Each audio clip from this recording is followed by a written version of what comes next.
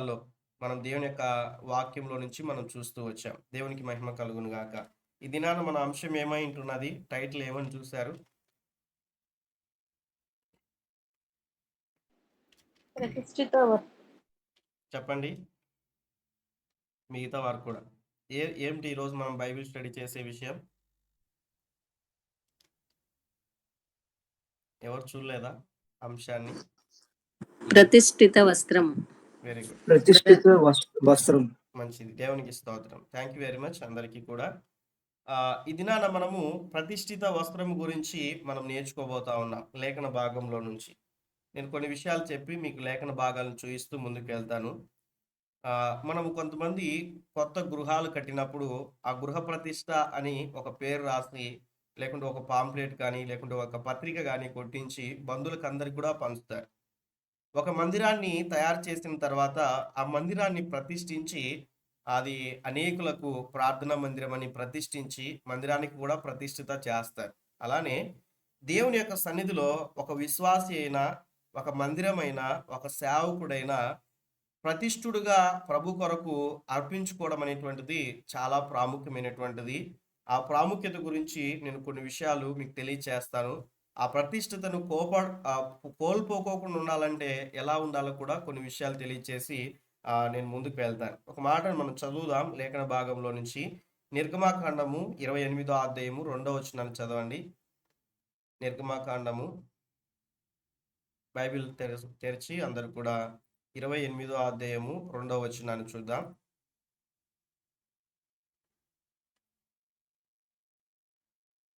అనుకూలత ఉన్న వారు చదవండి.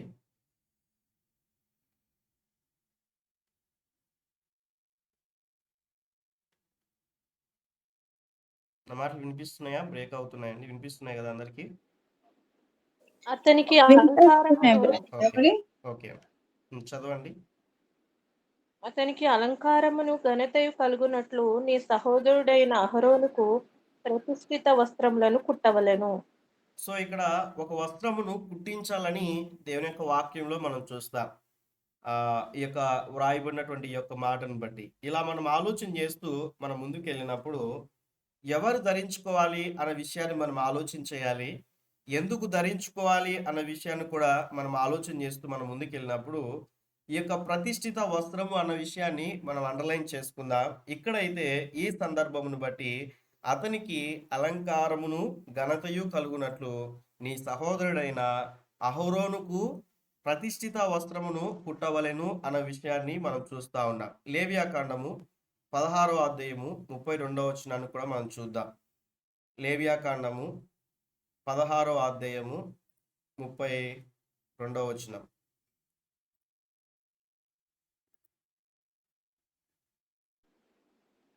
ఎవరు తన తండ్రికి మారుగా యాజకుడు అగుటకై అభిషేకం పొంది తన్ను ప్రతిష్ఠించుకొనునో ఆ యాజకుడు ప్రాయశ్చిత్తం చేసుకొని నార వస్త్రములైన ప్రతిష్ఠిత వస్త్రములను ధరించుకొనవలెను. సో ఇక్కడ కూడా మనం ఒక మాటను మనం గమనించినప్పుడు అభిషేకము పొంది తను ప్రతిష్ఠించుకొనునో అన్న విషయాన్ని మనం చూస్తాం. ఆ యాజకుడు ప్రాయశ్చిత్తము చేసుకొని అన్న విషయాన్ని మనం చూస్తాం. ఏం చేసుకోవాలంట? ప్రాయశ్చిత్తము అన్న విషయాన్ని మీరు అండర్లైన్ చేసుకోవాలి. అక్కడ వస్త్రం ధరించుకోవాలి. ఆ ధరించుకోవాల్సినటువంటి వ్యక్తి ఏం చేయాలంటే ప్రాయశ్చిత్తం పడాలి అన్న విషయాన్ని మనం చూస్తాం. అనగా పాప క్షమాపణ అనేటువంటిది మన క్రొత్త నిబంధన ప్రకారం ఏంటంటే పాప క్షమాపణ పొందాలి అన్న విషయాన్ని కూడా మనం ఆలోచన చేస్తూ మనం ముందుకెళ్దాం. మరొక వచనాన్ని చూద్దాం. నిర్గమాకాండము 28వ అధ్యాయం 2వ వచనాన్ని మనం చూద్దాం. మరొకసారి ఈ యొక్క నిర్గమాకాండము 28వ అధ్యాయము 2వ వచనం. అతనికి అలంకారమును ఘనతయు కలుగునట్లు నీ సహోదరుడైన అహరోనుకు ప్రతిష్ఠిత వస్త్రములను కుట్టవలెను. కంటిన్యూ చేయండి అమ్మా. అహరోను నాకు యాజకుడు అగున్నట్లు నీవు అతని ప్రతిష్ఠించుదువు. అతని వస్త్రములను కుట్టుటకై నేను జ్ఞానాత్మతో నింపిన వివేక హృదయులందరికీ ఆజ్ఞ ఇమ్ము. దేవునికి స్తోత్రం. మరొక వచనాన్ని చూద్దాం. జస్ట్ కొన్ని రెఫరెన్స్లు చెప్తాను, తదుపరి నేను సబ్జెక్ట్ని తీసుకుంటాను. వాటిని చదివిన తర్వాత మీకు కొన్ని విషయాలు వివరిస్తాను. హెబ్రీయులకు రాసిన పత్రిక 10వ అధ్యాయము 19వ వచనాన్ని చూడండి. హెబ్రీయులకు రాసిన పత్రిక 10వ అధ్యాయము 19వ వచనం.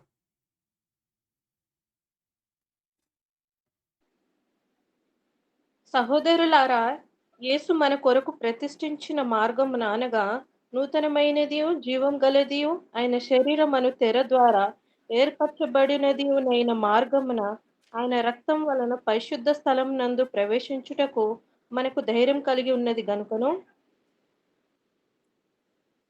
చాలమ్మా.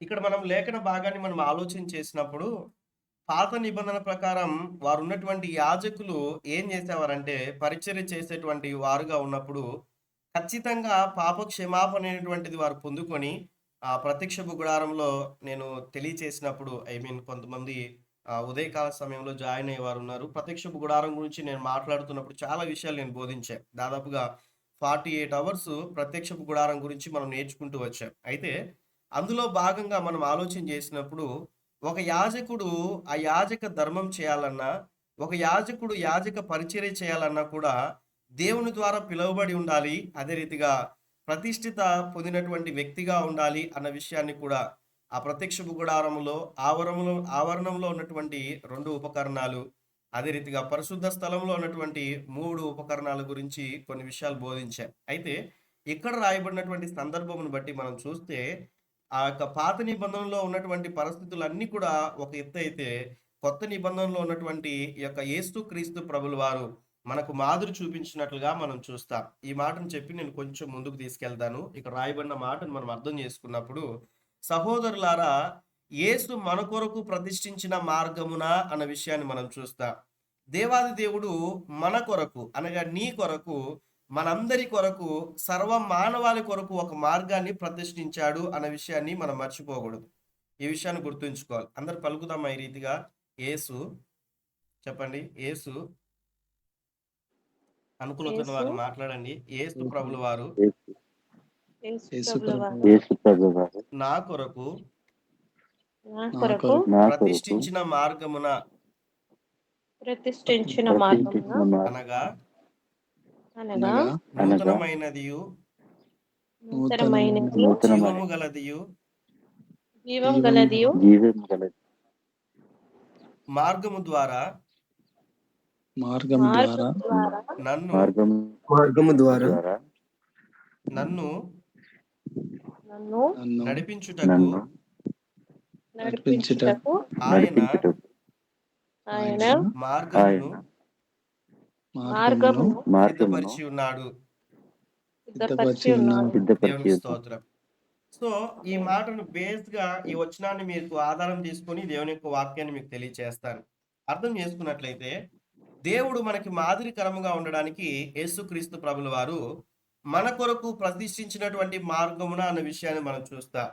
ఎందుకు ఆయన మన కొరకు ఈ యొక్క మార్గాన్ని ప్రతిష్ఠించాడు అన్న విషయాన్ని ఆలోచన చేస్తే, ఎందుకు మనం కొరకు ఆయన ఇటువంటి త్యాగం చేశాడు, ఎందుకు ఇటువంటి పరిస్థితులు గుండా దేవుడు మనల్ని తీసుకొని వెళ్ళాలని ఆశపడ్డాడంటే, ఒక మాటను మనం చూస్తూ మనం ముందుకెళ్దాం. కొలస్సీ పత్రిక 1వ అధ్యాయము 16, 17, 18 వచనాలు మనం చూద్దాం. ఈ మాటను చదువుకున్నప్పుడు మనకు కొన్ని విషయాలు మనకు అర్థమవుతాయి. కొలస్సీ పత్రిక 1వ అధ్యాయము 16, 17, 18 వచనాలు.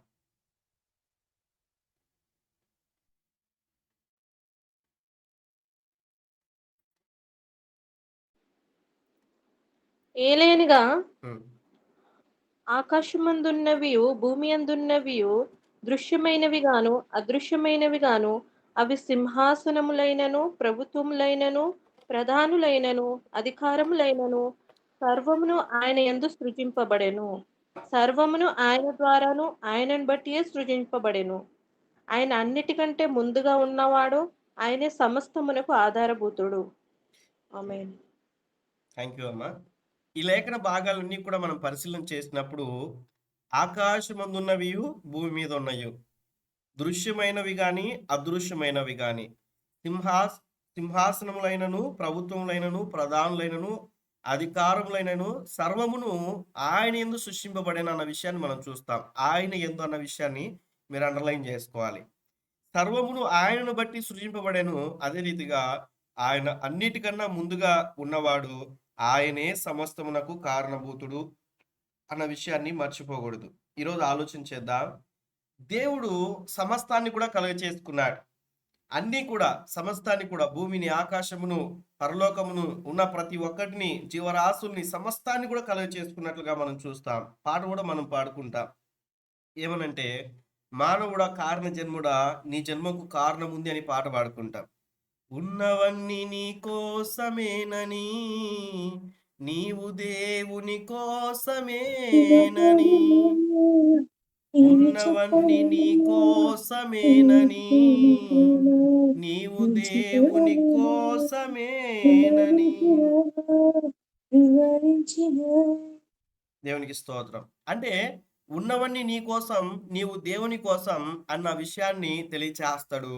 ఈ ఉన్నటువంటి సమస్తమును కూడా దేవుడు మన కొరకు కలుగజేశాడు. నన్ను అడగనివ్వండి ఒక ప్రశ్న.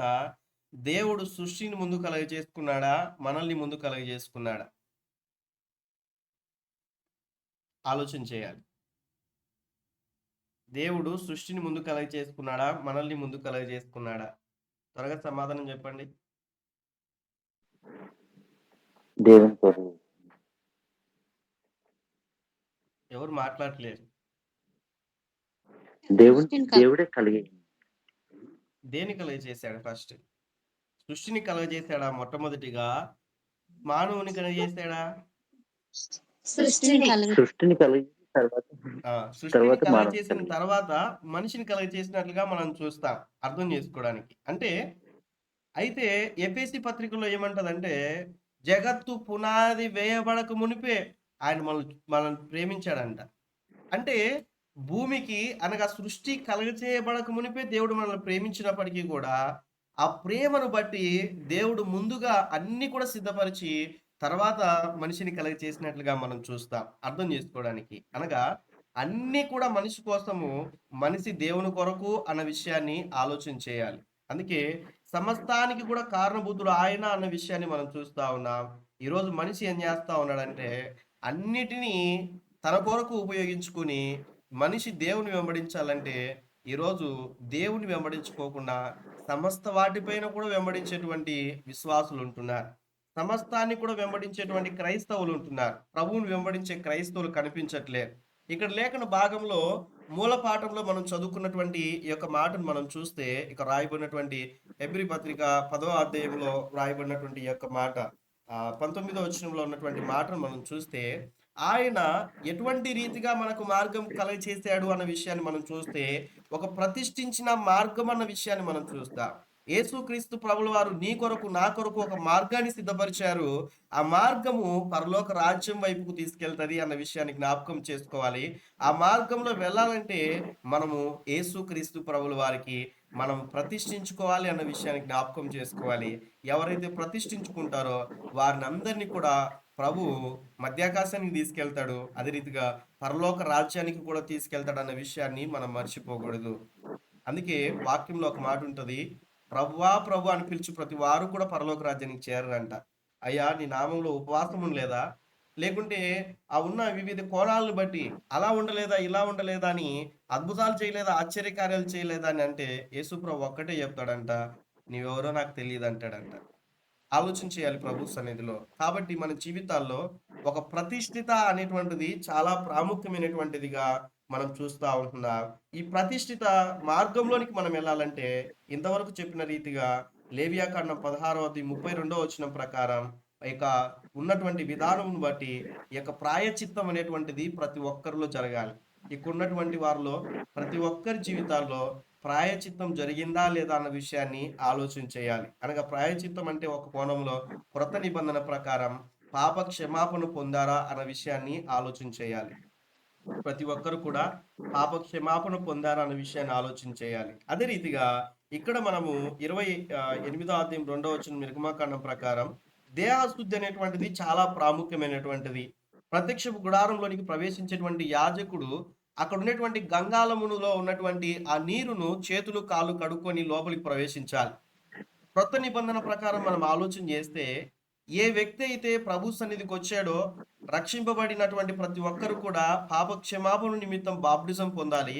ఆ బాప్టిజం పొందినటువంటి వారు మాత్రమే ఆ పరిశుద్ధ స్థలంలోనికి, ఆ అతి పరిశుద్ధ స్థలంలోనికి యాజకులు వెళ్ళినట్లుగా పరలోక రాజ్యానికి కూడా వెళ్ళడానికి వీలుంటదన్న విషయాన్ని జ్ఞాపకం చేసుకోవాలి. అందుకే దేహ శుద్ధి అనేటువంటిది చాలా ప్రాముఖ్యమైనటువంటిది.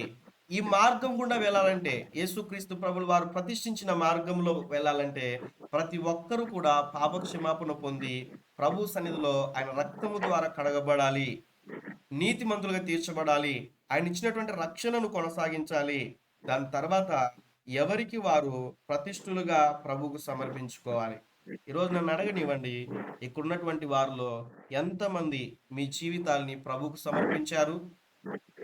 ఎంతమంది ప్రభు కొరకు సమర్పించారు? ఆలోచన చేయాలి ప్రభు సన్నిధిలో.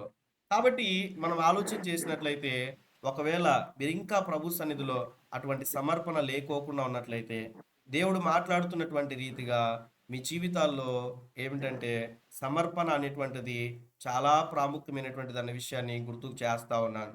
ఒక తీర్మానం అనేటువంటిది చాలా ప్రాముఖ్యమైనటువంటిది. తీర్మానం లేకోకుండా భక్తి జీవితాన్ని కొనసాగించినట్లయితే అది ఎలా ఉంటదంటే గాలిలో ద్వీపములాగా ఉంటది. అది ఎప్పుడు ఆరిపోతుందో తెలియదు. అలానే ప్రభు కొరకు వైరాగ్యం కలిగి జీవించే రీతిగా ముందుకెళ్ళాలి. నేను కొన్ని క్వశ్చన్లు అడుగుతాను, సమాధానం చెప్పండి. ఈ లోకంలో నేను ఒక క్రైస్తవుడిగా అడగట్లేదు, లేకుంటే క్రైస్తవులుగా ఆలోచించి చెప్పకండి. ఈ లోకంలో సర్వసాధారణంగా మనిషి జీవించాలంటే ఏం అవసరం? Praise the lord. చెప్పండి. మీరు తప్పైనా పర్లేదు, మీరు మాట్లాడడం నాకు అవసరం. ఈ లోకంలో మనిషి జీవించడానికి ఏం అవసరం?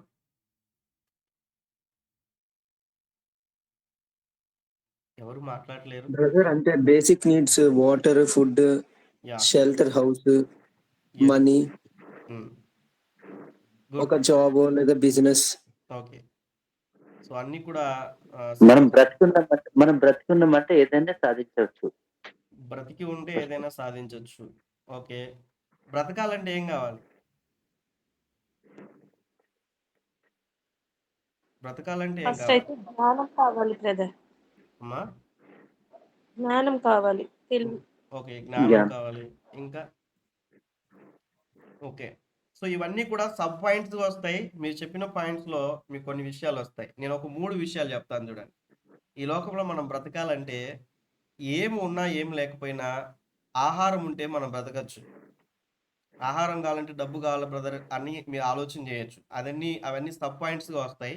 బట్ నేనేం చెప్తున్నానంటే అందరూ కూడా మ్యూట్ చేసుకోనండి. ఒకవేళ అన్మ్యూట్ చేసి మాట్లాడండి అన్నప్పుడే అన్మ్యూట్ చేసి మాట్లాడండి. ఎందుకంటే ప్రతిసారి నేను మ్యూట్ చేయడానికి మీరు అవకాశం ఇవ్వకండి దయచేసి. అందరూ కూడా మ్యూట్లో ఉంచుకోవాలని తెలియచేస్తా ఉన్నాను, డిస్టర్బెన్స్ లేకోకుండా.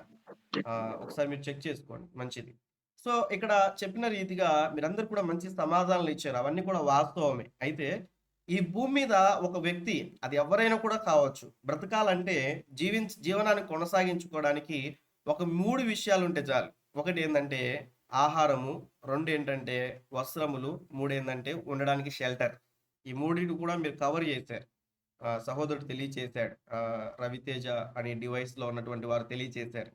అయితే ఆలోచన చేసినట్లయితే 3 విషయాలు. ఒకటి ఏంటంటే ఆహారం, తిండి ఉంటే చాలు కదండి బ్రతకడానికి. రెండవదిగా బట్టలు ఉంటేనే కదా మనము ఎక్కడైనా ప్రయాణం చేయొచ్చు. అదే రీతిగా ఉండడానికి షెల్టర్, గాలి వానకి తట్టుకోవడానికి, రెస్ట్ తీసుకోవడానికి ఒక ఇల్లు ఉంటే చాలు. ఈ 3 ప్రాముఖ్యమైనటువంటిది మనిషి లైఫ్ లో సర్వసాధారణంగా జీవించడానికి అవసరమైనటువంటిదే అన్నమాట. ఫుడ్ అంటే ఆహారము, అదే రీతిగా బట్టలు, అదే రీతిగా ఆలోచన చేస్తే ఉండడానికి గృహం. ఈ 3 ఉంటే చాలు, మనిషి బ్రతికేయచ్చు. ఆహారం కావాలంటే సంపాదించుకోవాలి కదా అంటే ఇవన్నీ సబ్ పాయింట్స్ గా వస్తాయి. అవన్నీ చెప్పుకుంటూ వెళ్తే చాలా విషయాలు వస్తాయి బయటికి. బట్ అర్థం చేసుకుందాం. అయితే ఇవన్నీ కూడా మనిషి జీవితంలో అవసరమైనటువంటిది. వీటికన్నా ప్రాముఖ్యంగా క్రైస్తవుడికి ఏం అవసరం అంటే దేవుని యొక్క మార్గంలో ఉండడం అన్న విషయాన్ని ఆలోచన చేయాలి. ఈ 3 విషయాల్లోనే చాలా మంది భూ సంబంధమైనటువంటి వాటిపైన మనసుంచుకొని ఈ పర సంబంధమైనటువంటి ఈ ప్రతిష్ఠితమైనటువంటి మార్గమును కోల్పోయినటువంటి వారు బైబిల్లో చాలా మంది ఉన్నారు. బైబిల్ గ్రంథంలో చాలా మంది ఉన్నారు. ఆహారం కొరకు ఆయకున్న ప్రభు సన్నిధిలో ప్రభు కొరకు జీవించుకోకుండా ఆహారం కొరకు జీవించినటువంటి వారు కూడా చాలా మంది ఉన్నారు. అదే రీతిగా ఇకున్న విధానం బట్టి వారి జీవితాన్ని కొనసాగించుకోవడానికి, ఆ డబ్బు విషయంలో కావచ్చు, వారికున్న ఆ యొక్క సంపద విషయంలో కావచ్చు, వివిధ కోణాల్లో మనం సబ్ పాయింట్స్ గా ఆలోచన చేస్తే ఆ ధనమును చూసి ధనవంతుడు వచ్చాడు ప్రభు దగ్గరికి.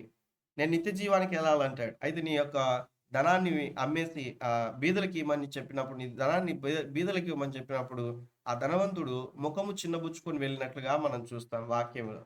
ఇష్టం లేదు మనసు మార్చుకోవడానికి. ఇక్కడ నేను చెప్పాలనుకున్న విషయం ఏంటంటే, మనిషి జీవించడానికి ఈ 3 కూడా ప్రాముఖ్యమైనటువంటిది. దానికన్నా క్రైస్తవుడికి ప్రాముఖ్యమైనటువంటిది ఏంటంటే, క్రీస్తు మార్గములో ఉండడం, దేవుని యొక్క వాక్యాన్ని చదవడం, ఈ ప్రభు మార్గాల్లో ముందుకు నడవడం అన్న విషయాన్ని గుర్తుంచుకోవాలి. నేను చెప్తా ఉన్నాను, కొంతమంది తీసుకున్న ఆలోచనను బట్టి ప్రతి ఒక్కరికి లక్ష్యాలుంటాయి. నేను మంచి ఉద్యోగం చేయాలని, మంచి చదువు చదవాలని, నేను కూడా వేరే స్టేట్స్‌కెళ్ళి చదువుకోవాలనుకున్నా. అవకాశం వచ్చినప్పటికి కూడా కొన్ని సందర్భాలను బట్టి, కుటుంబ పరిస్థితులను బట్టి నేను పోలేదు. సౌత్ కొరియాకి ఎంఎస్‌సి చదివిన తర్వాత ఆయనకున్న విధానం బట్టి పీహెచ్‌డీ చేయడానికి అవకాశం వచ్చింది. నాకున్న పరిస్థితులు బట్టి నేను వెళ్ళలేకపోయాను. ఇలా కొంతమందికి కొన్ని కొన్ని లక్ష్యాలుంటాయి. విఫలమయ్యేటువంటి పరిస్థితి. మంచి ఉద్యోగం సంపాదించుకోవాలని విఫలమైన వారుంటారు. మంచి ఆహ్, ఇండ్లు కట్టుకోవాలని విఫలమైన వారు కూడా ఉంటారు. నేను చెప్పాలనుకున్న విషయం ఏందంటే, ఈ భూమి మీద మీరు ఏమనుకోని, ఏమి సాధించలేకపోయినా గూడా పర్లేదు. కాంప్రమైజ్ అవ్వచ్చు. పర్లేదు. బట్ క్రీస్తు మార్గంలోనికొచ్చినటువంటి మీరు, రక్షింపబడినటువంటి మీరు, ఈ ప్రతిష్ఠిత మార్గంలో నుంచి తొలగిపోవడానికి కాంప్రమైజ్ అవ్వకూడదు. ఇది చాలా ప్రాముఖ్యమైనటువంటిది. ఈ నూతనమైనది, ఈ యొక్క మార్గం జీవము కలిగినటువంటిది. ఈ మార్గం అన్న విషయాన్ని జ్ఞాపకం ఉంచుకోవాలి. నూతనమైనటువంటిది ప్రభు మార్గం.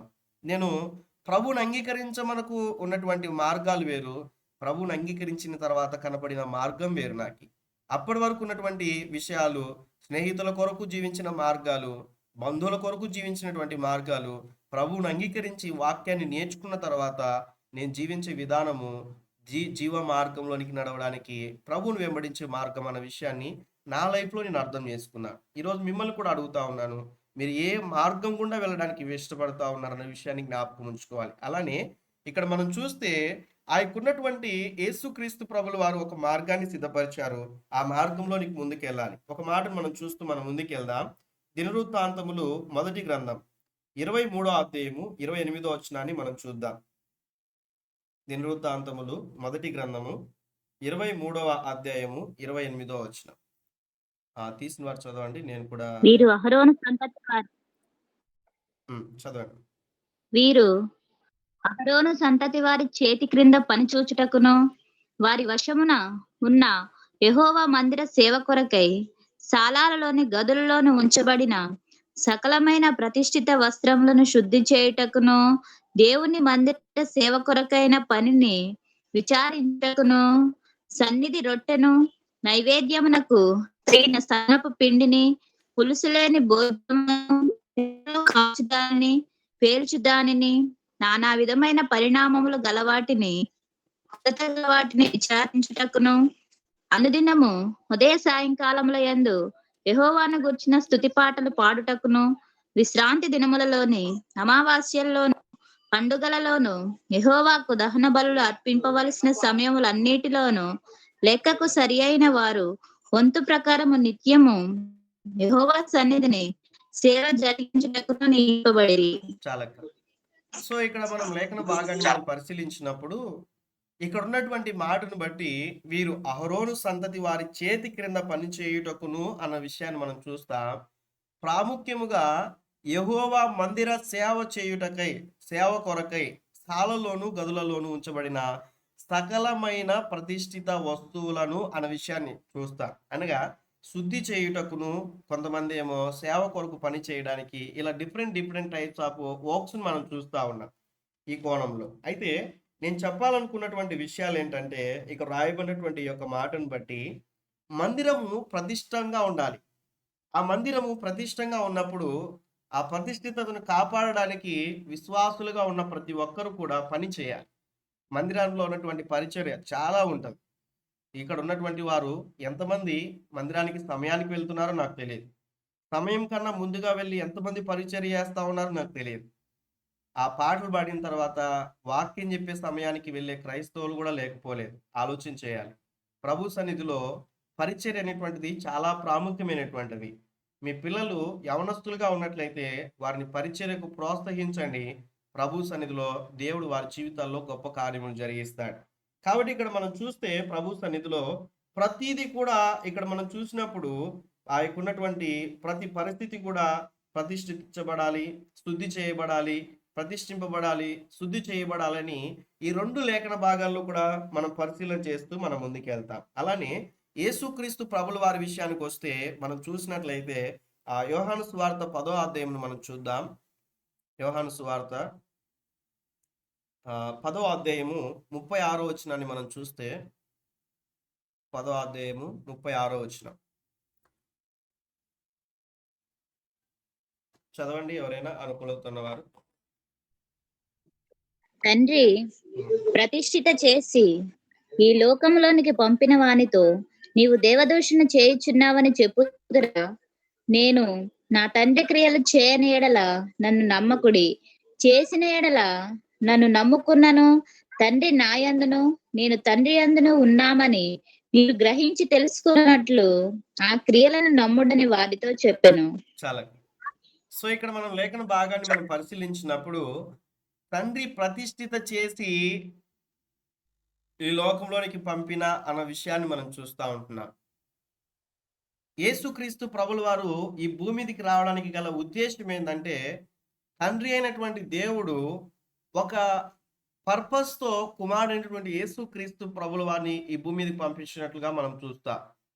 ఈ త్రిత్వం గురించి ధ్యానించినప్పుడు చాలా మర్మాలు ఏర్పడతాయి. అందుకే నేటి క్రైస్తవులు తండ్రిగా ఈ భూమి మీద తండ్రిగా ఈ భూమి మీద సృష్టిని కలగజేసినటువంటి విధానం అనేటువంటి తెలుసుకోవాలి ఖచ్చితంగా. అందుకే పాత నిబంధనలో ఉన్నటువంటి ప్రతి పాయింట్ కూడా అర్థం చేసుకుంటూ చదవగలగాలి. దేవుడు ఏమై ఉంటున్నాడో, ఆ తండ్రి అయినటువంటి దేవుడు కలిగి ఉన్నటువంటి ఆలోచనలు ఏమిటో, ప్రజలు ఏ రీతిగా దేవుని యొక్క మాటకు వినకుండా వచ్చారో, ఎవరు విన్నారో, విన్నవారి జీవితాల్లో ఎలా ఆశీర్వదింపబడ్డారు, వినని వారు ఎలా నష్టపోయారు, ఇవన్నీ కూడా రాయబడి ఉంటాయి. అలానే యేసుక్రీస్తు ప్రభుల వారిని ఈ భూమి మీదకి ఎందుకు వచ్చాడు, ఆయన ఈ లోకంలో ఎన్ని సంవత్సరాలు జీవించాడు, ఆ జీవిత విధానంలో ఆయన ఏం చేశాడు, వివిధ కోణాల్లో ఈ పత్రికలన్నీ కూడా మనం చదివినప్పుడు, ఈ సువార్తలు చూసినప్పుడు మనకు చాలా విషయాలు మనం నేర్చుకుంటాం. యేసు ప్రభువును వెంబడించిన వారు ప్రభు కొరకు ఏ రీతిగా జీవించారో కూడా మనం నేర్చుకుంటాం. కాబట్టి బైబిల్ని ప్రతిరోజు చదవగలగాలి. సాధ్యమైనంత వరకు, అవకాశం ఉన్నంత వరకు ఎంతగా అయితే దేవుని యొక్క వాక్యాన్ని చదువుతావో ఈ మార్గములో, ప్రతిష్ఠితమైనటువంటి మార్గములో వెళ్ళడానికి, జీవ మార్గమైనటువంటి ఈ మార్గంలో వెళ్ళడానికి ప్రభు సహాయం చేస్తాడన్న విషయాన్ని మీకు గుర్తుకు చేస్తా ఉన్నాను. కాబట్టి ఈ ప్రతిష్ఠిత చేసి తండ్రి అయిన దేవుడు యేసుక్రీస్తు ప్రభుల వారిని ఈ లోకానికి పంపించినట్లుగా మనం చూస్తాం. అదే 17వ అధ్యాయం 17వ వచనం చూడండి. యోహాను సువార్త 17వ అధ్యాయం 17వ వచనంలో రాయబడిన మాట త్వరగా. సత్యమందు వారిని ప్రతిష్ఠ చేయము, నీ వాక్యమే సత్యము. ఇప్పుడు మనం ఆలోచన చేసి నీవు నన్ను లోకంలోనికి చాలా. ఇప్పుడు మనం దేవుని యొక్క వాక్యాన్ని మనం అర్థం చేసుకున్నప్పుడు ప్రతిష్ఠింపబడినటువంటి వారు ఎవరంటే యేసుక్రీస్తు ప్రభుల వారిని అంగీకరించి వాక్యానికి లోబడి ప్రభు కొరకు జీవించడానికి తీర్మానం తీసుకుని ప్రభు కొరకు పని చేసేటువంటి వారు, లేక ప్రభు కొరకు జీవించేటువంటి వారు మాత్రమే ప్రతిష్ఠింపబడినటువంటి వారు అన్న విషయాన్ని జ్ఞాపకం చేసుకోవాలి. ఈ ప్రతిష్ఠితను ఒకవేళ కోల్పోయడానికి కూడా కొన్ని విషయాలు ఉంటాయి. ఏమిటంటే తప్పిపోయిన కుమారుడు ఇంట్లో ఉన్నప్పుడేమో మంచి వస్త్రములు ధరించుకునేవాడు, మంచి ఆహారం తినగలిగాడు. ఎప్పుడైతే తండ్రి ఇంటి నుండి బయటికి వెళ్ళిపోయాడో ఉన్న సంపదను బట్టి ఇష్టానుసారంగా జీవించడం ప్రారంభించాడు. లోకంలో ఉన్న మలినమంతా కూడా అంటుకునింది. చివరికి పందులు తినేటువంటి ఆ పొట్టు తినాల్సినటువంటి పరిస్థితుల్లోకి వచ్చింది. అక్కడ రాయబడిన మాట ఏంటంటే బుద్ధి వచ్చినప్పుడు అన్న విషయాన్ని మనం చూస్తాం. వాడికి బుద్ధి వచ్చినప్పుడు తిరిగి తండ్రి దగ్గరకు వచ్చినట్లుగా మనం చూస్తాం. ఈరోజు నేటి క్రైస్తవులు ఎలా అయిపోతున్నారంటే సేమ్ టు సేమ్ తప్పిపోయిన కుమారులాగా వెళ్ళిపోతున్నారు. తండ్రి సన్నిధిలో ఉండడానికి ఇష్టపడట్లేరు. లోకంలో ఉన్నటువంటి సంతోషం, లోకంలో ఉన్నటువంటి స్నేహాలు, లోకంలో ఉన్నటువంటి బంధుత్వాలు, లోకపరమైనటువంటి స్థితిగా ఆ పండుగలు, లోకపరమైనటువంటి స్థలాలకు వెళ్తూ ఏం చేస్తా ఉన్నారంటే ప్రభు సన్నిధిలో నుంచి తప్పిపోతా ఉన్నారు. మళ్ళీ బుద్ధి వచ్చినప్పుడు ప్రభు సన్నిధికి వస్తా ఉన్నారు. అలా ఒక్కసారి తప్పిపోయి వస్తే పర్లేదు కానీ ప్రతి దినము కూడా అలా తప్పిపోతూ తిరిగి ప్రభు సన్నిధికి వచ్చేటువంటి క్రైస్తవులు లేకపోలేదు. ఆలోచన చేయాలి. ప్రభు సన్నిధిలో దేవుడు ఒకేలాగా ప్రేమిస్తాడు. ఎన్నిసార్లైనా కూడా దేవుడు ఒకేలాగా ప్రేమిస్తాడు. అయితే ప్రభువును బాధ పెట్టినటువంటి వారుగా మనం ఉండకూడదు అన్న విషయాన్ని లేఖన భాగంలో మనం చూస్తా ఉంటున్నాం. సత్యమందు వారిని ప్రతిష్ఠిత చేయము అన్న విషయాన్ని మనం చూస్తాం. ఎందుకు యేసుక్రీస్తు ప్రభువు వారు ఈ లోకానికి వచ్చారంటే సత్యమందు ప్రతిష్ఠిత చేయడానికి. ఏమిటి ఆ సత్యం అంటే నీ వాక్యమే సత్యము. ఈరోజు వాక్యం ఎంతమంది అయితే చదువుతూ ఉంటారో, ఆ వాక్యాన్ని ఎంతమంది అయితే గ్రహిస్తూ ఉంటారో, ఎంతమంది అయితే దేవుని యొక్క వాక్యాన్ని అర్థం చేసుకుంటూ ముందుకు వెళ్తా ఉంటారో, దేవుడు వారి జీవితాల్లో గొప్ప కార్యములు జరిగిస్తాడు. నేను ఎప్పుడు కూడా చెప్తా ఉంటాను, మీరు ఎంత వాక్యమును చదవగలుగుతారు, లేకుంటే ఎన్నిసార్లు బైబిల్ చదివారనేది ప్రాముఖ్యత కాదు, బట్ చదవాలి. కనీసం అంటే సంవత్సరానికి 2 సార్లైనా కూడా బైబిల్ కంప్లీట్ చేయగలిగేటట్లుగా చూసుకోవాలి. కనీసం ఒక్కసారైనా కూడా. జీవితంలో ఒక్కసారని చెప్పట్లేను నేను. కనీసము ఇయర్‌లో, ఒక సంవత్సరంలో ఒక్కసారైనా కూడా బైబిల్ అంతా కూడా చదవగలిగేటట్లుగా ఉండాలి ఒక క్రైస్తవుడిగా. నా నుంచి ఒక సలహా మాత్రమే. బట్ అలా అని కాదు నేను చెప్పేది. అనుకూలత ఉన్నటువంటి వారు కొన్నిసార్లు 3 మంత్స్‌కి ఒకసారి కంప్లీట్ చేసేటువంటి క్రైస్తవులు ఉన్నారు. 72 అవర్స్ పడుతుంది బైబిల్ చదవడానికి. బైబిల్ అంతా కూడా చదవడానికి 72 గంటలు పడుతుందండి. ఆలోచన చేయాలి. అలా దేవుని యొక్క వాక్యమును చదివేటువంటి స్థితిలో ఉండాలి. దేవుని యొక్క వాక్యాన్ని క్రమముగా చదివేటువంటి రీతిగా ఉండాలి. అందుకే ప్రవచన గ్రంథంలో మనం చూస్తే, ప్రకటన గ్రంథంలో మనం చూసినప్పుడు ఈ ప్రవచన గ్రంథంలోని వాక్కులన్నీ కూడా చదువువాడును గ్రహించువాడును ధన్యుడని వ్రాయబడి ఉంటుంది. ఈ ధన్యుడు అంటే ఏమిటంటే అర్థము ఆశీర్వదింపబడిన వాడు అని వస్తుంది అర్థం. కాబట్టి మనం ప్రభు యొక్క వాక్యమందు సత్యములో మనం ఉన్నట్లయితే మనం ప్రతిష్ఠింపబడినటువంటి వారముగా ఉంటాం. ఆలోచన చేద్దాం. ఎంతమంది దేవుని యొక్క వాక్యమును బట్టి ప్రభు సన్నిధిలో రక్షింపబడినది మొదలుకొని దేవుడిచ్చినటువంటి ఆ రక్షణను కొనసాగిస్తూ, దేవుని యొక్క వాక్యాన్ని నెరవేరుస్తూ, ప్రభు కొరకు జీవించాలని తీర్మానం తీసుకున్న వారు ఎంతమంది ఉంటున్నారు? అదే రీతిగా ఆ తీర్మానం తీసుకున్న వారు, తీర్మానం కొరకు జీవిస్తున్నటువంటి వారు ఎంతమంది ఉంటున్నారన్న విషయాన్ని ఆలోచన చేయాలి. కాబట్టి ఈ కోణంలో మనం ఆలోచన చేస్తూ మనం ముందుకెళ్ళినప్పుడు మందిరం అనేటువంటిది ప్రతిష్టంగా ఉండాలి. మందిరంలోని వస్తువులు కూడా ప్రతిష్ఠిత కలిగి ఉండాలని మనం చూస్తూ వచ్చాం. యేసుక్రీస్తు ప్రభుల వారు కూడా తండ్రి ద్వారా ప్రతిష్ఠింపబడి ఈ లోకానికి పంపినట్లుగా మనం చూస్తాం. యేసుక్రీస్తు ప్రభుల వారు చెప్తున్నటువంటి మాట, ఈ ప్రతిష్టమైనటువంటి మార్గంలో మనం ముందుకెళ్ళాలి. ఆ మార్గం ఏమిటంటే జీవ మార్గము, నూతన మార్గము అన్న విషయాన్ని మనం చూస్తూ వచ్చాం. ఆ మార్గంలో ప్రవేశించాలి. ఆ మార్గంలో నడవాలంటే ఆయన వాక్యంలో స్థిరపడాలి అన్న విషయాన్ని మనం చూస్తూ ఉన్నాం. సత్యమందు వారిని ప్రతిష్ఠిత చేయము అన్న విషయాన్ని మనం చూస్తా ఉన్నాం. ఎంతమంది అయితే దేవుని యొక్క వాక్యానుసారంగా జీవించడానికి ఇష్టపడతారో దేవుడు వారి జీవితాల్లో గొప్ప కార్యములు జరిగిస్తాడు. ఎంతమంది అయితే దేవుని యొక్క వాక్యానుసారంగా జీవించడానికి తీర్మానం తీసుకుంటాడో దేవునికి సన్నిధిలో వారి కొరకు దేవుడు ఎన్నో గొప్ప కార్యములు చేస్తాడన్న విషయాన్ని జ్ఞాపకం ఉంచుకోవాలి.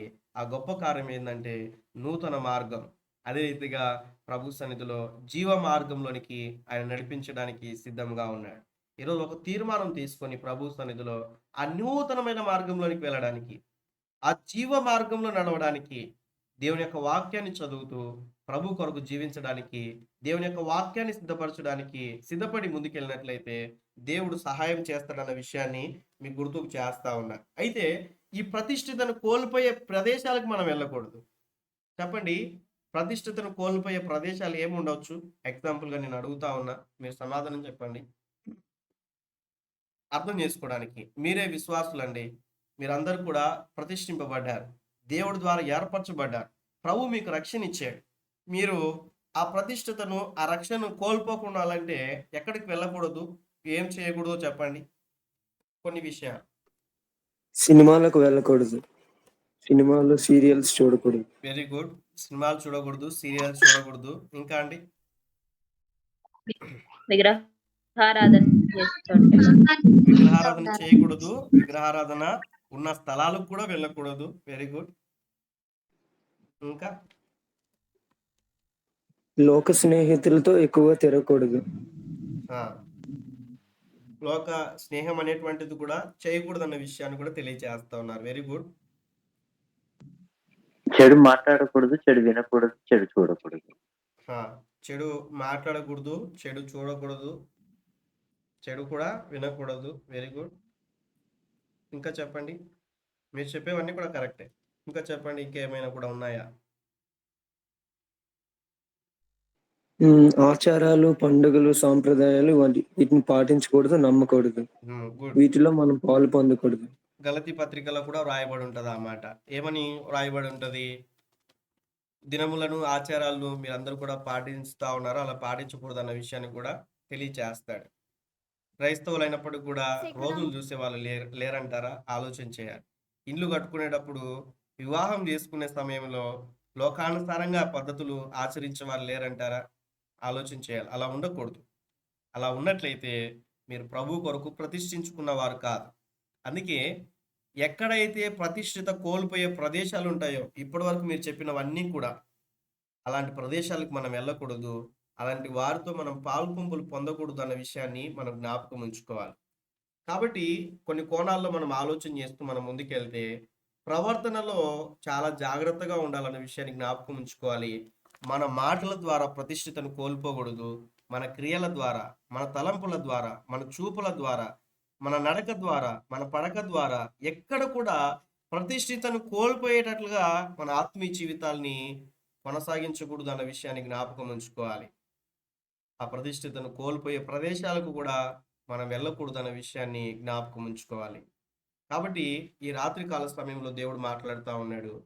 దేవుని సన్నిధిలో ప్రభు కొరకు ప్రతిష్ఠించుకోనండి.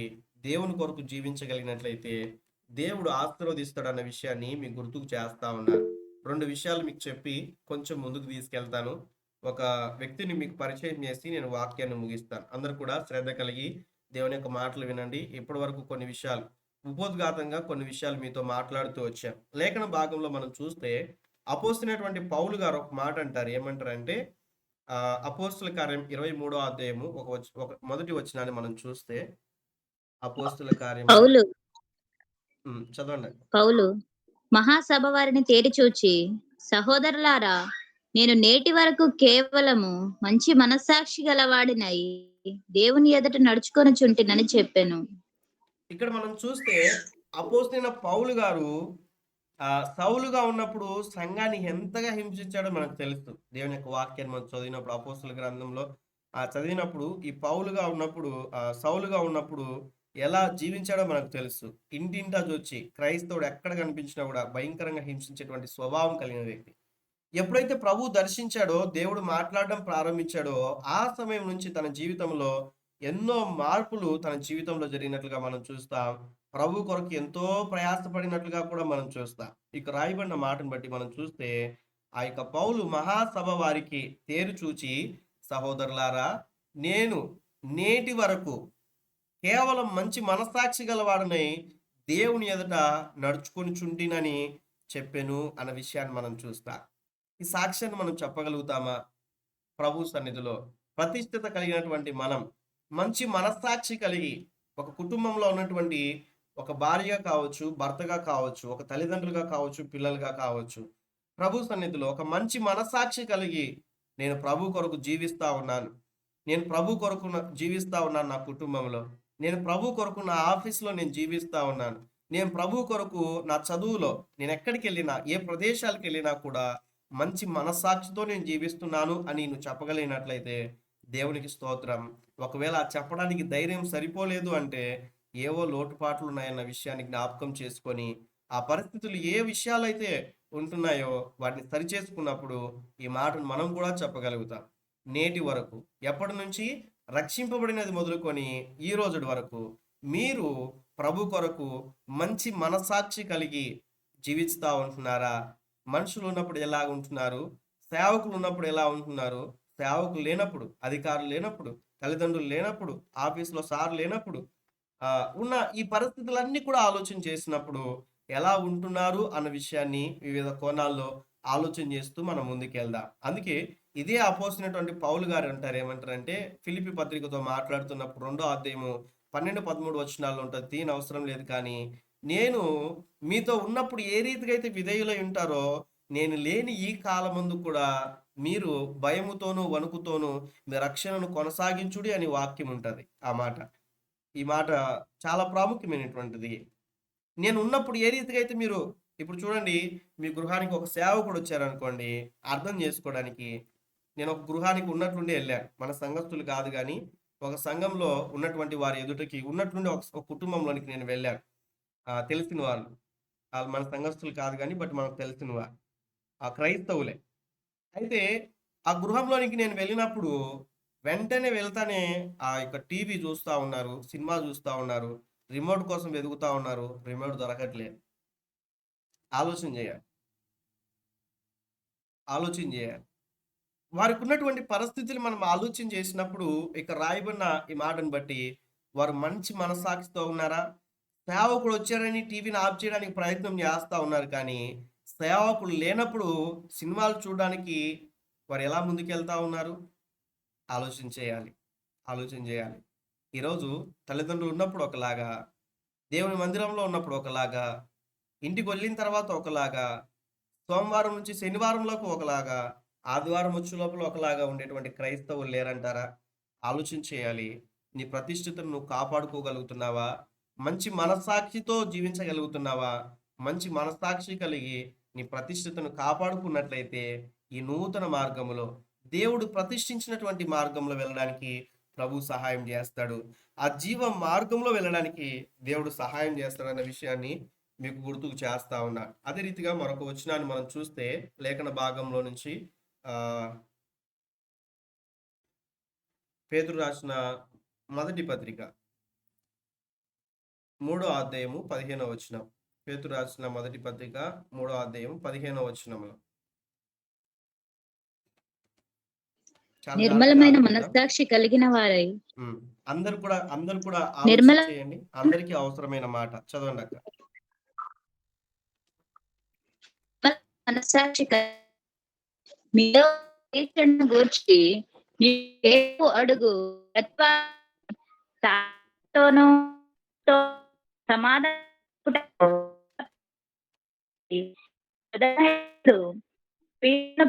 ప్రతిష్ఠించుడి. అప్పుడు మీరు దేని విషయమై దుర్మార్గులను. చాలా. సో ఇక్కడ మనం చూస్తే ఈ 15th వర్స్ లో నిర్మలమైన మనస్సాక్షి కలిగిన వారి, ఎవరైతే ప్రతిష్ఠింపబడిన వారుగా ఉంటున్నారో, ప్రతిష్ఠితను కాపాడుకోవాలి అని అనుకుంటున్నారో వాళ్ళందరూ కూడా నిర్మలమైన మనస్సాక్షి కలిగిన వారై మీలో ఉన్న నిరీక్షణను గూర్చి మిమ్మల్ని హేతు అడుగు ప్రతి వానికిని కూడా సాత్వికముతోనూ భయముతోనూ సమాధానం చెప్పుటకు ఎల్లప్పుడూ కూడా సిద్ధముగా ఉండి అన్న విషయాన్ని మనం చూస్తాం. ఎల్లప్పుడూ కూడా సిద్ధముగా ఉండి మీ హృదయముల యందు క్రీస్తును ప్రభువుగా ప్రతిష్ఠించుడి. ఎక్కడ? ఇంట్లో ఒక గూట్లో కాదు, ఎక్కడ? బైబిల్ గ్రంథంలో కాదు. కొంతమంది బుక్స్లో యేసుక్రీస్తు ప్రభుల వారి యొక్క ఫోటోలు పెట్టుకుంటారు, కొంతమంది చైన్స్ వేసుకుంటారు యేసు ప్రభుకి, ఆ సిల్వన్ గురించినటువంటి చైన్స్ వేసుకుంటారు. మరికొంతమంది నేను నా ఆత్మీయ తండ్రి ఒకసారి ఒక గృహానికి వెళ్ళినప్పుడు కుటుంబంలో ఉన్నటువంటి వాళ్ళు ఏం చేశారంటే, రెండన్న ప్రార్థన చేద్దురని గృహానికి అని పిలిచినప్పుడు మేము వెళ్ళాం. వెళ్ళిన తర్వాత ఆమె ఏం చేస్తుందంటే, ఇక్కడ కాదన్న అక్కడికి అని తీసుకెళ్ళి, సరే అని ఇంకొక రూమ్లోకి తీసుకెళ్తే అక్కడేమో అనుకున్నాం, అక్కడ కాదన్న ఇంకొక చోటికి తీసుకెళ్ళి ఆ గృహంలోనికి వెళ్ళిన తర్వాత ఒక గూట్లో యేసు ప్రభు ఫోటో పెట్టింది. అందరు కూడా ఆలోచన చేసేటట్లుగా చాలా మంది అలా పెడతా ఉంటారు. మనము అలా విగ్రహారాధన చేసే రీతిగా ఉండకూడదు, అది వాక్యానుసారం కాదు. వాక్యాలు పెట్టుకోవడం మంచిదే కానీ ఎక్కువగా అటువంటి విషయాలు మనం చేయకూడదు. ఆలోచన చేద్దాం. మళ్ళీ టాపిక్ డైవర్ట్ అవుతుంది కాబట్టి నేను అక్కడ ముందుకు వెళ్ళట్లేదు. అయితే అక్కడికి వెళ్ళిన తర్వాత ఇక్కడ ప్రార్థన చేయండి అన్న అని చెప్తుంది. ఆలోచన చేయండి, కొంతమంది ఏంటంటే గూట్లో పెట్టేటువంటి రీతిగా ఉంటారు దేవుణ్ణి. ఇక్కడ వాక్యం సెలవిస్తా ఉంది ఏంటంటే మనమే దేవుని యొక్క ఆలయము అన్న విషయాన్ని ఆలోచన చేయాలి. కొరింథీయులకు రాసిన మొదటి పత్రిక 3వ అధ్యాయం 16వ వచనంలో ఉంటుంది, మీరు క్రీస్తుకు ఆలయమై ఉన్నారు, మన హృదయంలో ఆయన నివాసం చేస్తా ఉన్నాడని మీరు ఎరుగరా అంటాడు. మీ హృదయంలో మీలో క్రీస్తు ఉన్నాడని మీరు ఎరుగరా అంటాడు. కాబట్టి మీ హృదయముల యందు క్రీస్తు ప్రభువుగా ప్రతిష్ఠించుడి అన్న విషయాన్ని మనం చూస్తా ఉన్నాం. ప్రభు సన్నిధిలో మన హృదయంలో ఏముంటున్నాయి ఆలోచన చేయాలి. బైబిల్ గ్రంథం సెలవిస్తున్న మాట, ఈ హృదయము అన్నిటికన్నా మోసకరమైనదంట, అన్నిటికన్నా మోసకరమైనదని దేవుని యొక్క వాక్యం సెలవిస్తా ఉన్నది.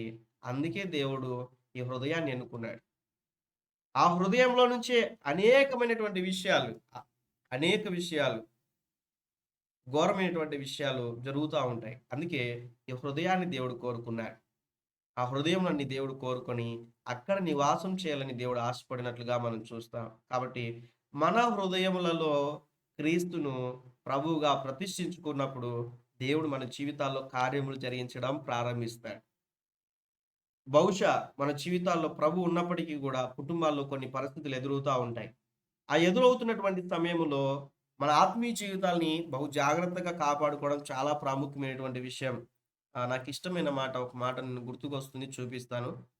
యోహాను సువార్త 14వ అధ్యాయంలో మొదటి వచనంలో ఒక మాట ఉంటది. ఏంటంటే, మీ హృదయములను కలవరపడనీయకుడి.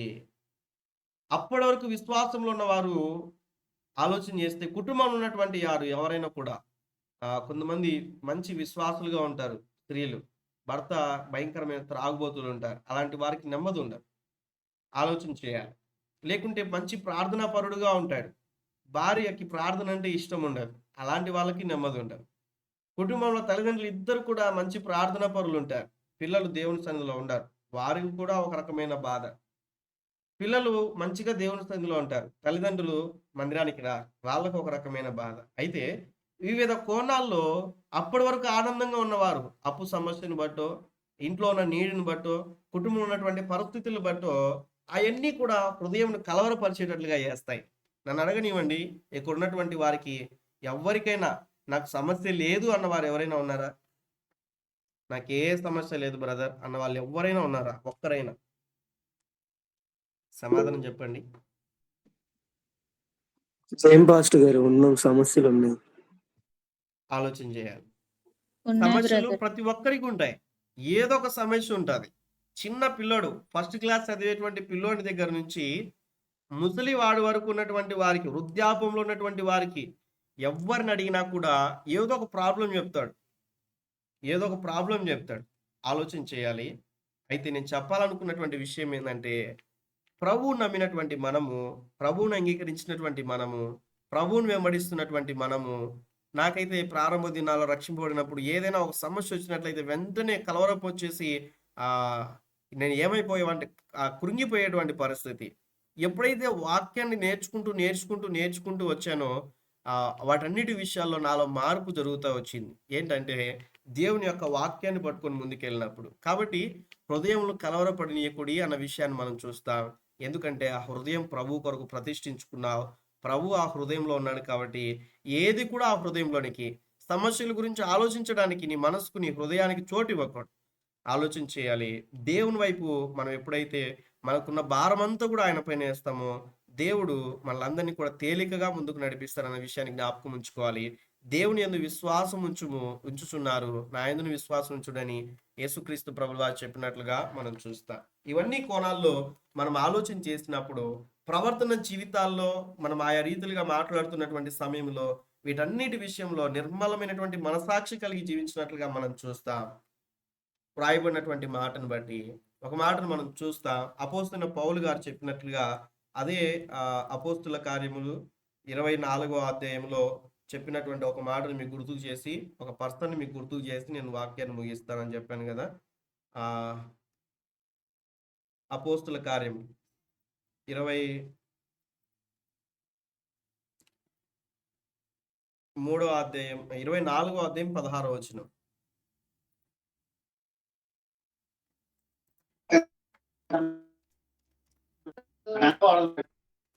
చదవండి.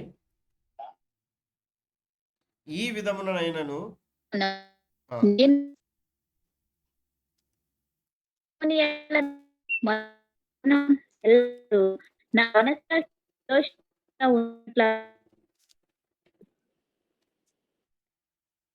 థ్యాంక్ యూ అక్క. మీ వాయిస్ బ్రేక్ అవుతుంది. ఒకవేళ రీజైన్ అవ్వండి, ఒకవేళ సిగ్నల్ లేనట్లయితే. సో ఇక్కడ మనం అర్థం చేసుకున్నప్పుడు అపోస్తలుడైనటువంటి పౌలు గారు ఈ యొక్క మాటను మనకు తెలియచేస్తా ఉన్నట్లుగా మనం చూస్తాం. ఈ విధమున నేనును అంటాడు.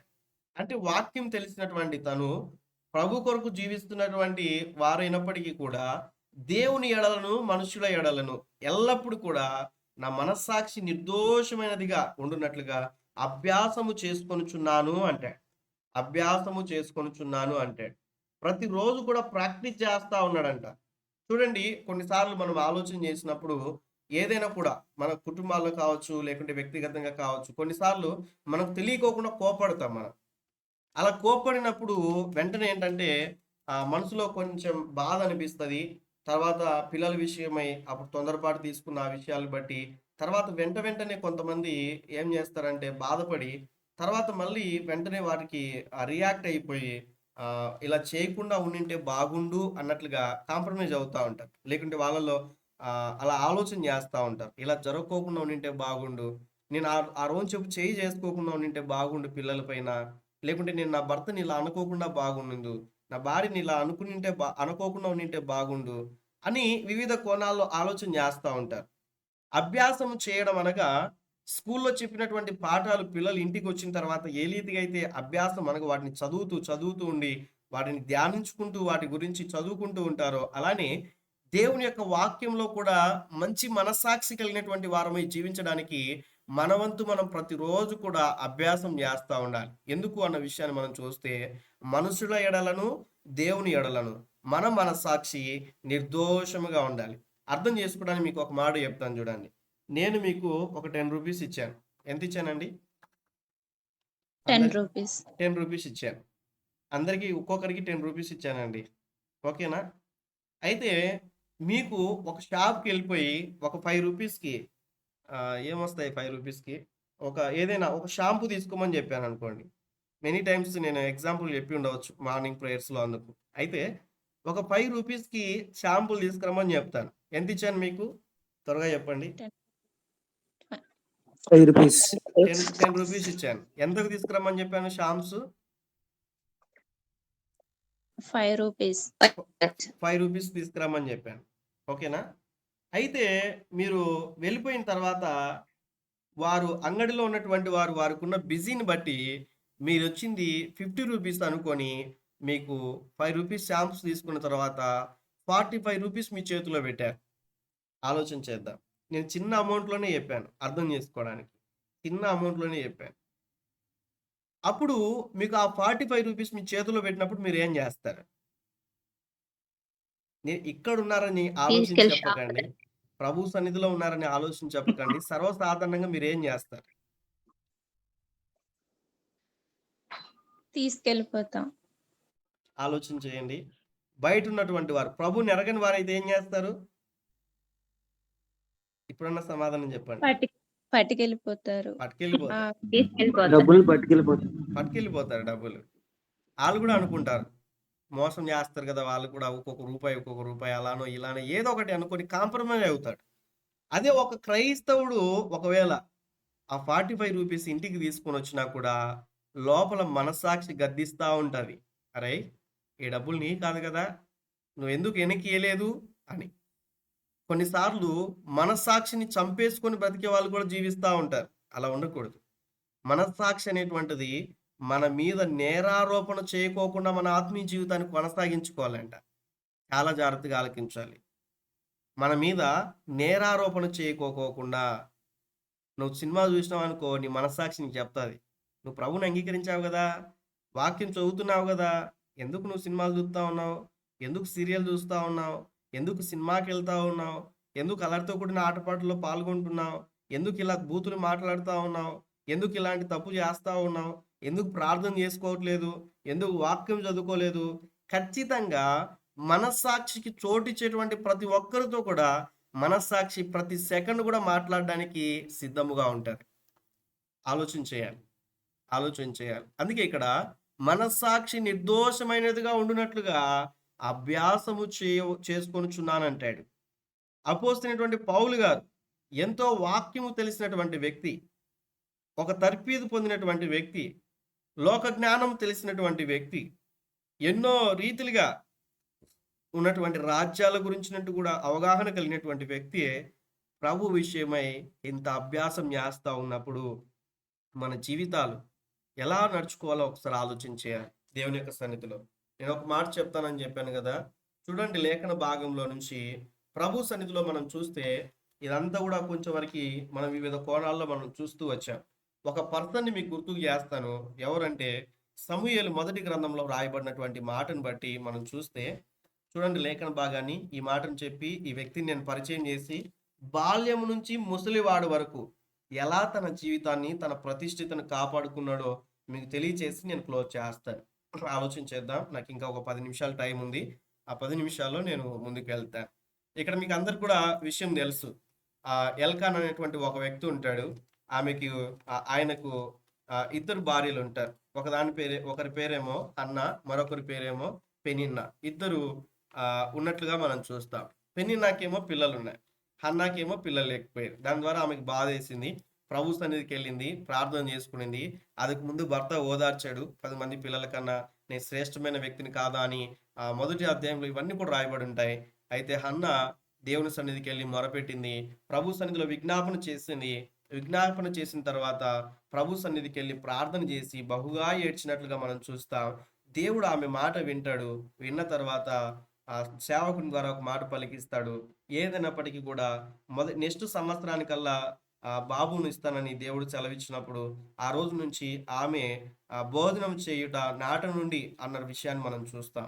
1వ అధ్యాయము 18వ వచనంలో మనం చూస్తే ఆమె అతనితో నీ సేవకురాలైనటువంటి నేను నీ దృష్టికి కృప పొందును గాక అనెను అన్న విషయాన్ని మనం చూస్తాం. ఆ తర్వాత ఆ స్త్రీ తన దారిన వెళ్ళిపోయి భోజనము చేయుటయు నాట నుండి దుఃఖముఖమిగా ఉండుట మానినన్న విషయాన్ని మనం చూస్తాం. ఏ రోజైతే ఆమె ప్రభు సన్నిధికి వెళ్ళి ప్రార్థన చేస్తుందో ఆమె జీవితంలో ఉన్న దుఃఖం పోయింది. బహుశా அதுக்கு ముందు ఎన్నోసార్లు ఉండవచ్చు, కానీ ఆమె ప్రార్థనలో ఒక కమిట్మెంట్ ఉంది. ఏంటి ఆ కమిట్మెంట్ అంటే ఆ విషయాన్ని మనం చూద్దాం. ఆ యొక్క మాటను మనం చూసినప్పుడు చూడండి, మొదటి అధ్యాయం చూడండి, ఒక కమిట్మెంట్ తీసుకుంటది కదా హన్న. ఎన్నో వచనంలో ఉంది, ప్రభు కొరకు ప్రతిష్ఠిస్తానన్న విషయం ఉంటుంది. చూడండి, బైబిల్ తెరిచిన వారు ప్రార్థన చేసుకొని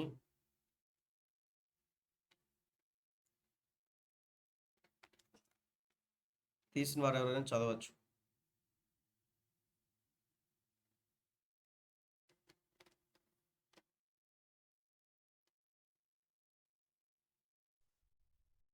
ప్రభుతో మొక్కుబడి చెల్లించుకుంటది. ఆమె తీర్మానం తీసుకుంటది, నాకు ఒక కుమారుని దయచేస్తే నీ సేవకి ఇస్తానని.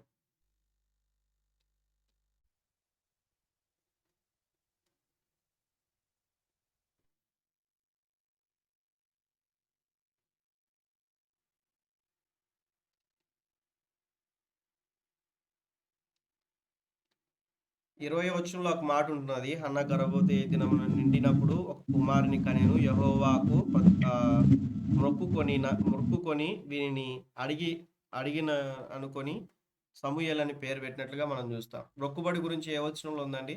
తీసారా వచనాన్ని?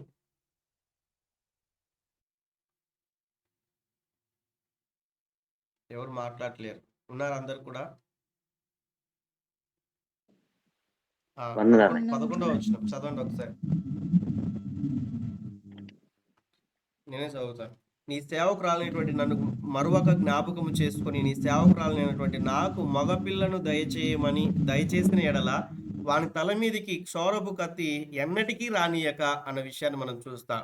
వాడు బ్రతుకు దినములన్నిటను నేను వానిని ఏం చేస్తాడంట, యెహోవానగు నీకు అప్పగింతునని మొక్కుబడి చేసుకొనేను అన్న విషయాన్ని మనం చూస్తాం. ఇక్కడ హన్న ఏం చేసుకునిందంటే, కుమారుడు పుట్టకతాలికే మగబిడ్డను కావాలని అడిగింది. అడిగిన తర్వాత ఈయకున్నటువంటి విధానం బట్టి వాడి తల మీదకి క్షౌరపు కత్తి రాక మునిపే నీ సన్నిధికి వచ్చి వాడు బ్రతుకు దినములన్నీ కూడా అంటాడు. ఏదో వచ్చి కొన్ని రోజులు పరిచర్యకు అప్పగిస్తాను, తర్వాత మళ్ళీ తీసుకెళ్తానని తీర్మానం తీసుకోలేదు. ఆమె పుట్టక మునిపే ఏం చేసిందంటే బ్రతుకు దినములన్నీ కూడా నీకు అప్పగిస్తానని తీర్మానం తీసుకున్నట్లుగా మనం చూస్తాం. ఎందుకంటే ఆమె ఆయనకున్నటువంటి గొడ్రాలుతనంలో ఉన్నప్పుడు వచ్చినటువంటి నింద మామూలుగా లేదు.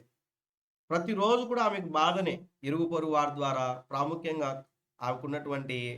తనకున్నటువంటి పక్కలో ఉన్నటువంటి ఆ యొక్క సహోదరి ద్వారా.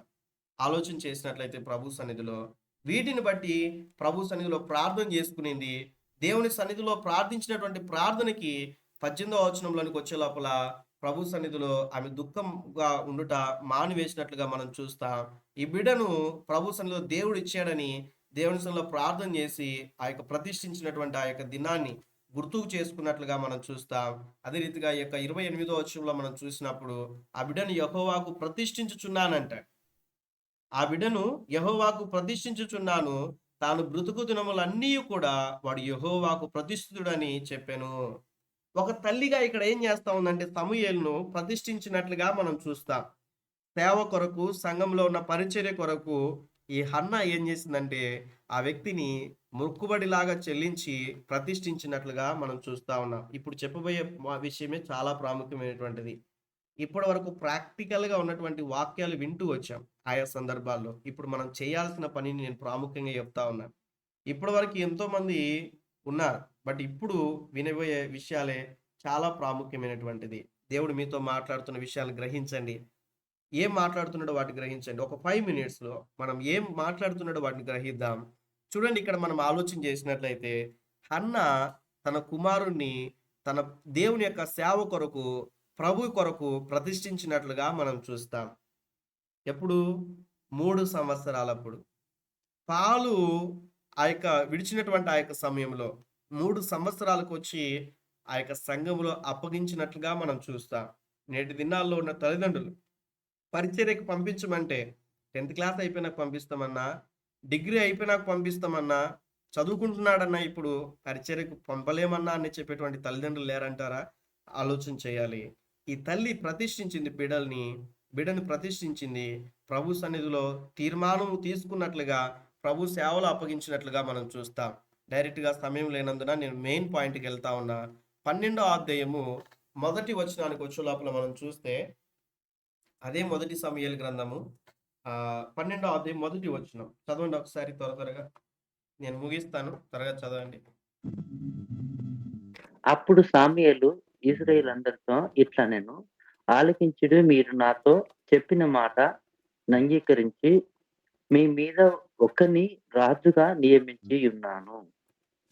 Next point. రాజు మీ కార్యములను జరిగించును. నేను తల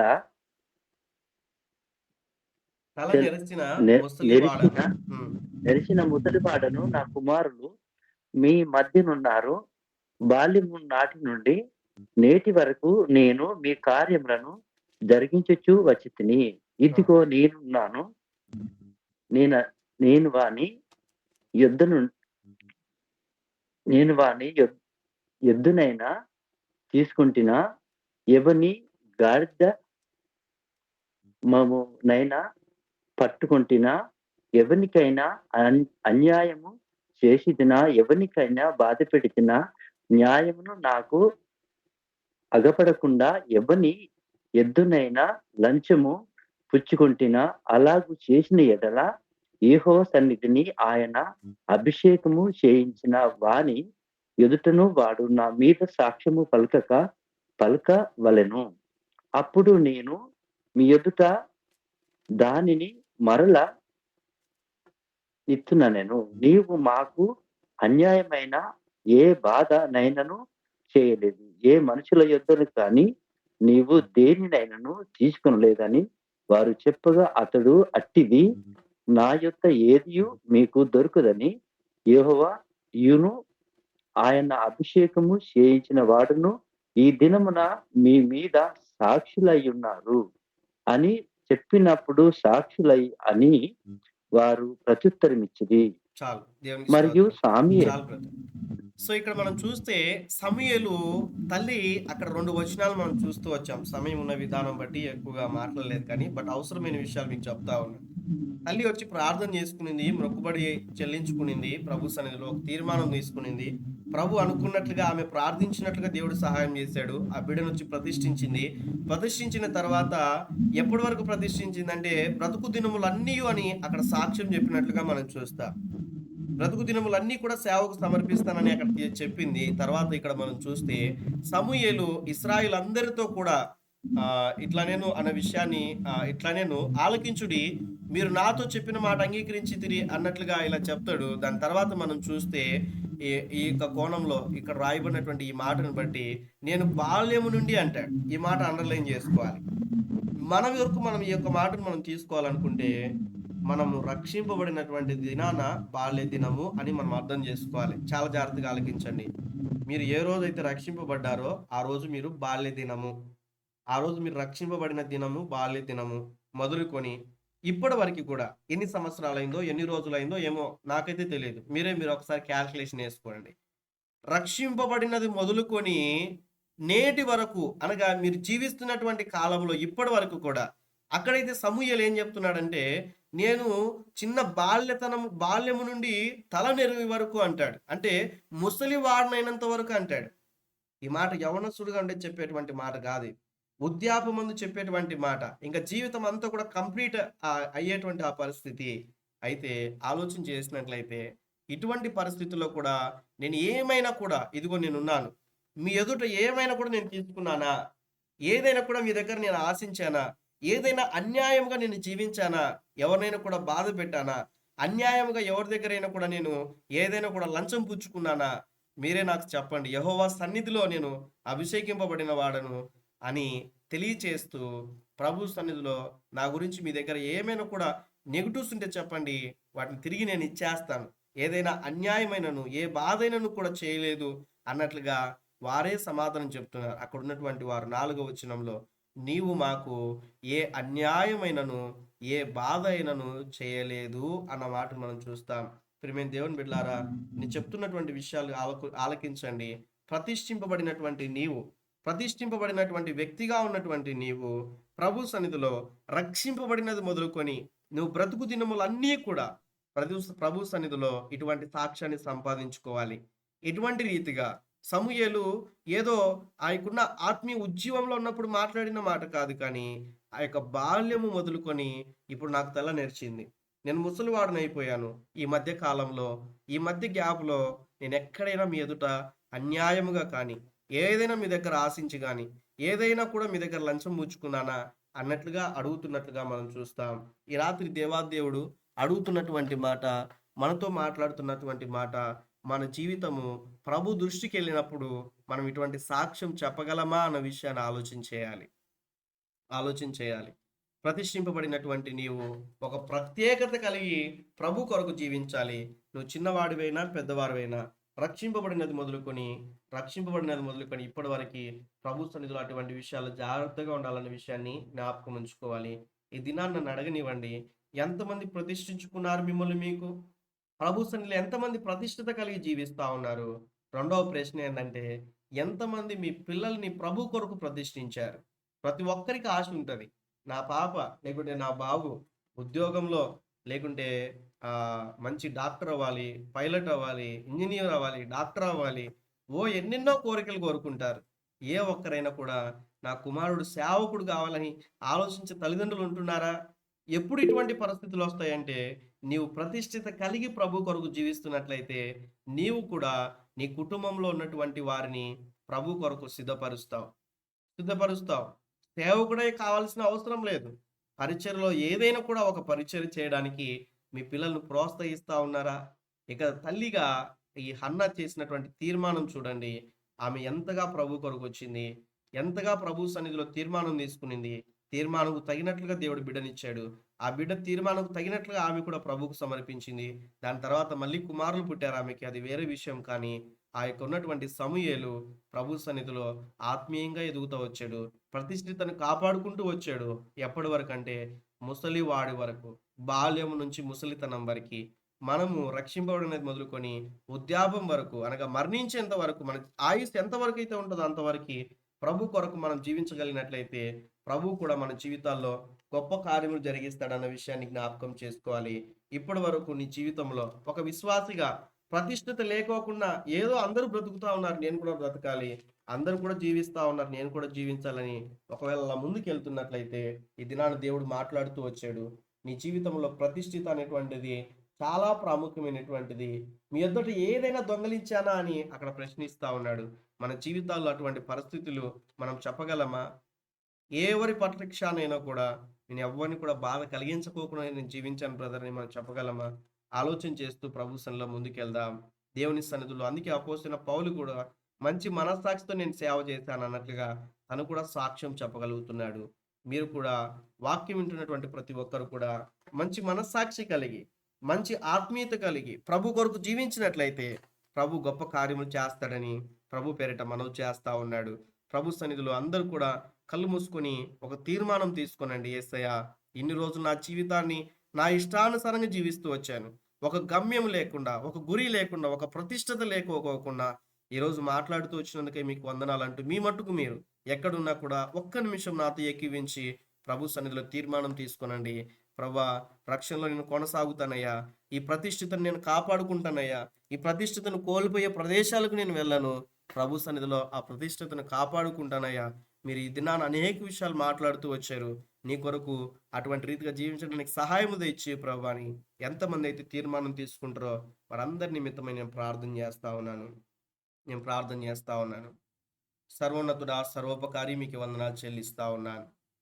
మీ శ్రేష్టమైన కృపా సన్నిధిలో ప్రభువా, ఈ సాయంకాల సమయంలో మీరు చూయించిన కృపకై మీకు వందనాలు చెల్లిస్తా ఉన్నాను. దేవా, ఈ ప్రతిష్ఠిత అంటే ఏమిటో, ఆ ప్రతిష్ఠిత వస్త్రం అంటే ఏమిటో, మందిరంలో ఉన్నటువంటి ఆ యొక్క సంఘం, ఆ యొక్క ఉన్నటువంటి సేవకుడు, విశ్వాసి, అందులో ఉన్న వస్తువులు కూడా ప్రతిష్ఠితంగా ఉండాలని మీరు కోరుకుంటూ వచ్చారు. మీరు లోకంలో ఒక ప్రతిష్ఠిత కలిగి జీవిస్తూ వెళ్ళారు. ప్రతిష్టమైనటువంటి మార్గములు కూడా సిద్ధపరిచారు. ఆ మార్గంలో మేము కూడా నడుచున్నట్లుగా సహాయం దయచేయండి. ఆ మార్గము నూతనమైన మార్గం అని మీరు తెలియచేశారు. ఆ మార్గము జీవ మార్గం అని మీరు తెలియచేశారు. ఆ మార్గంలో వెళ్ళాలంటే సత్యంలో స్థిరపడాలని మీరు లేఖనం సెలవిచ్చారు. ఆ సత్యం అనగా మీరై ఉన్నందుకై మీకు వందనాలు. మేము మీలో స్థిరపడి మీ కొరకు జీవించినట్లుగా సహాయం దయచేయండి. ఈ రాత్రికాల సమయంలో ఎంతమంది అయితే మీ సన్నిధిలో ఉంటున్నారో ప్రతి ఒక్కరూ కూడా వారి వస్త్రములను కాపాడుకుంటూ, వారికి ఉన్నటువంటి ఆ యొక్క తీర్మానాలను కాపాడుకుంటూ ఆ స్వభావం కలిగి ముందుకెళ్ళినట్లుగా సహాయం దయచేయమని అడుగుచుంటున్నాను. దేవా, నీ బిడ్డలు జ్ఞాపకం చేసుకోమని అడుగుచుంటున్నాను. ప్రతిష్ఠిత కోల్పోవడానికి చేస్తున్న పరిస్థితులు, ఆ యొక్క ఉన్నటువంటి స్నేహితులు, ఆ కుటుంబ పరిస్థితులన్నీ కూడా మీరు చక్కపరచమని అడుగుచుంటున్నాను. ప్రతి ఒక్కరికి కూడా ఆత్మీయ జీవితంలో సరైనటువంటి రీతిగా కొనసాగబడే కృపను భాగ్యం దయచేయమని అడుగుచుంటున్నాను. పరిశుద్ధుడా, మీకు వందనాలు. ఈ యొక్క రాత్రికాల సమయంలో మీ సన్నిధిలో ప్రారంభం నుంచి ఇప్పటి వరకు జాయిన్ అయిన ప్రతి ఒక్కరిని, ఈ మాటలు వింటున్న వారిని, వినబోతున్నటువంటి వారిని కూడా మీరు జ్ఞాపకం చేసుకుని మీరు ఆశీర్వదించి మీరు మహిమ తెచ్చుకోమని యేసుక్రీస్తు నామములో ప్రార్థించి అడిగి వేడుకొని పొంది ఉంటున్నాం తండ్రి. ఆమేన్, ఆమేన్, ఆమేన్. తండ్రి దేవుని యొక్క ప్రేమయు, కుమారుడైనటువంటి యేసుక్రీస్తు ప్రభుల వారి యొక్క కృపయు, పరిశుద్ధ ఆత్మ దేవుడైనటువంటి అన్యోన్య సన్నిధి సహవాసం ఈ సాయంకాల సమయంలో ప్రభు సన్నిధిలో ఉన్న ప్రతి ఒక్కరికి, సకల పరిశుద్ధులకి సదాకాలం తోడే ఉండి నడిపించును గాక. ఆమేన్.